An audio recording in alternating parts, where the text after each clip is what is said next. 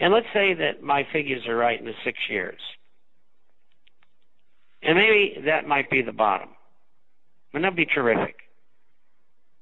But how many years it's going to bump along the bottom? 8, 15, 32, 50 years? Nobody knows. But it's not going to be short-lived.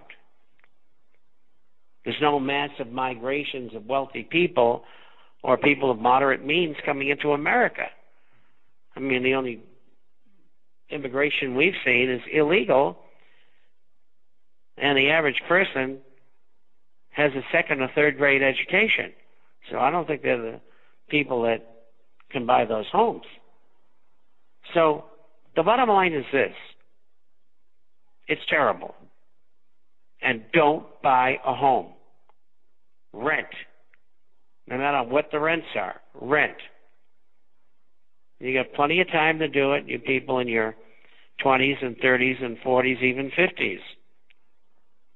Because America's got serious, serious problems in real estate. We're in a major shift.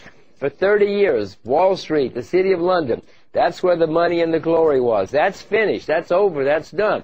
We're having a shift to now where it's the people who produce real goods, whether it's cotton or zinc or whatever. Those are the people who are going to be in charge. The farmers are going to have the Lamborghinis in the future, not the brokers on Wall Street. Here's a question. Christopher. Jimmy Rogers telling the hosts of CNBC and RT to quit their job, buy land, and become a farmer. He predicts they will be the people in the future that are driving Ferraris and Lamborghinis. Would this be an exception to your rule, Bob, that you should not buy real estate? Well, you know, Jimmy Rogers is, you got to remember he was Soros' partner. And he has to be a member of the Illuminati to be his partner. He spreads piles of disinformation. When I was on the speaking tour with him for 20 years, he would avoid me like the plague. I guess maybe he just didn't want to talk to me because he didn't want to talk about the things I wanted to talk about. But he was always trying to get people to buy his publication, but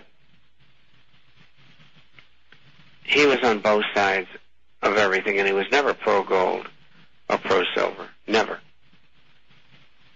And, I followed his career like mine. They ran parallel. And he, when he was working with Soros, was privy to tremendous amounts of inside information. That's how they make their money. And so he kind of had a sleigh ride. But, being a farmer is not for everybody. But if you're already a farmer, you do what you do best, and if you're doing it and you're doing it well, continue to do so and maybe expand. But for the average person, say who lives in New York or Chicago or L.A., he doesn't know anything about farming. I don't think it's a very good idea that they do that. I mean, how do you switch from being an insurance salesman to a farmer? I mean, like any other mode of business, you have to spend years learning what it's all about. So it's okay for some. It's not okay for most. And most is probably 95%. Also, Bob, I mean, I've done it. During these troubled times, we move further and further out of the cities. We want to live on acreage. We want to have the ability to grow things, to feed ourselves and family and friends and so forth.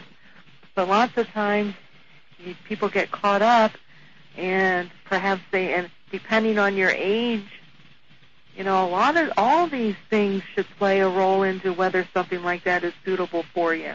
If you're on the older side, what about what if you fall and if you're alone? Maybe it's just a single person. If you break your ankle, or doctors and care and hospitals, how far away can you be from those?